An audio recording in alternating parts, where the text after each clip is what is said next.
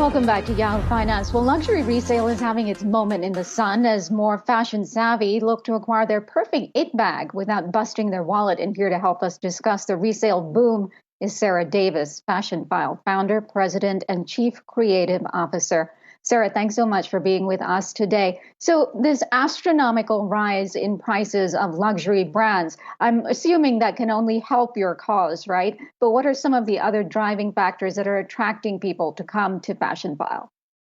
Yeah, I think you're right. I mean, obviously, it does help us. We appreciate that they care so much about their brand and really looking at those supply, kind of keeping a really tight watch on their supply and distribution. But today, there's so much thought into really making conscious shopping choices and circularity, sustainability.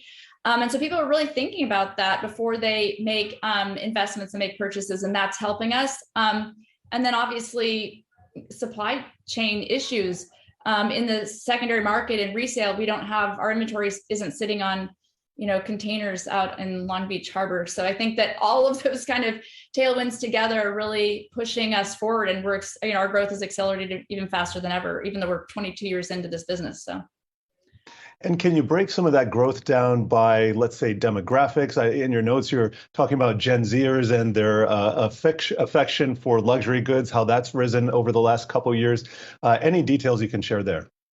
Yeah, it's fascinating because our target market has always been our regular customer. Again, we've been doing this a long time, and so we've got to know her very well. And it's usually 24 to 34-year-old demographic, fairly diverse. But we've found that's super interesting is in the last year, our audience of 18 to 24-year-olds has increased 5 times, grew 5 times as fast. So we're very excited about the orders that they're making. And kind of, I think that what is driving that group is 2 things. Number one, like I said, circularity and sustainability has kind of like brought this to mind and given a lot of awareness to the industry. And then they're honestly looking for a deal. It's a way to get access to a category that maybe they didn't have access to not that long ago. And it's kind of fun.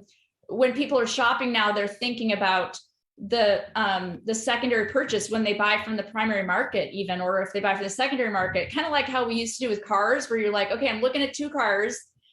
This one has better resale value, so I might pay a little more for it because I can sell for more later, especially with that younger group of 18 to 24, but on up.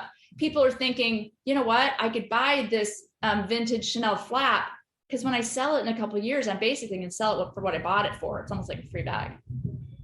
Yeah, and there are certain bags that will just hold their price no matter what. Like, I'm sure a Chanel bag or something like an Hermes Birkin bag, those things never go down in value. They only seem to go up. But I want to, as you say, people are sort of buying these luxury items and they are thinking about reselling them. How does that work on your platform? Can you walk us through really quickly? If someone wants to sell an item, how does it get priced? How much do they get back as a portion of the proceeds? Yeah, this isn't a consignment business. This is, it's a new model where you're using our app or our website, you're taking photos, maybe you have a Gucci backpack that you bought a couple of years ago and you never really wore it. It's been sitting in your closet. Take some photos, you send it to us, and we're going to say, we'll give you $1,000 for that item. If you like that offer, then we'll send you a free shipping label. And then you're going to stick that in the old Amazon box that you've got sitting out in your garage or something. Put our shipping label on it, send it to our facility here. I'm in our headquarters in Carlsbad, North County, San Diego right now. And as soon as we authenticate that item, then we're going to send you your check, or we could send you a wire. We can pay you. We actually were bootstrapped for 20 years, but we partnered with Neiman Marcus in 2019 as our first investor. And so we could pay you a Neiman Marcus store credit. There's lots of ways we could do that. But then we sell everything online. The world is our marketplace. And yeah. And Sarah, something you said a minute ago reminded me of a different situation. So let me just recap. You said some of your customers might be buying luxury goods that they expect to be able to resell in a couple of years, maybe for the same price. And that's based on the high inflation that we're seeing right now. And in the 1970s, there was an analog where people would buy European sports cars. And because of the devaluing US dollar, they would be able to sell them for the same price in a number of years. So I'm just wondering, how much do you think inflation is on the minds of your customers? And is that really one of their biggest considerations?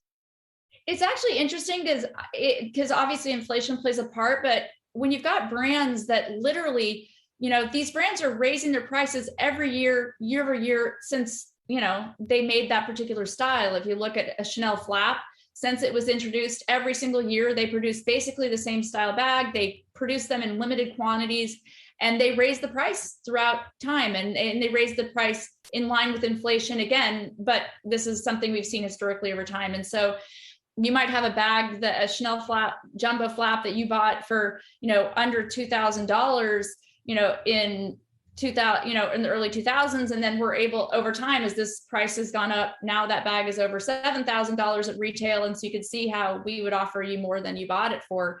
The thing that's kind of interesting too, is that you see this behavior in the sneaker world where you buy sneakers and the prices go up. But what's great about the things that we sell in this building is that you actually can wear them. So I'm not talking about buying a Chanel flap and sitting it on your, in your closet and don't touch it. Don't crease the box, or don't, take the tags off. No, you can take that bag, keep good care of it. We always say leather's a skin. So you want to moisturize it, keep it clean or whatever, but just minor, to keep it good care of it. And that's going to continue to go up in price over time.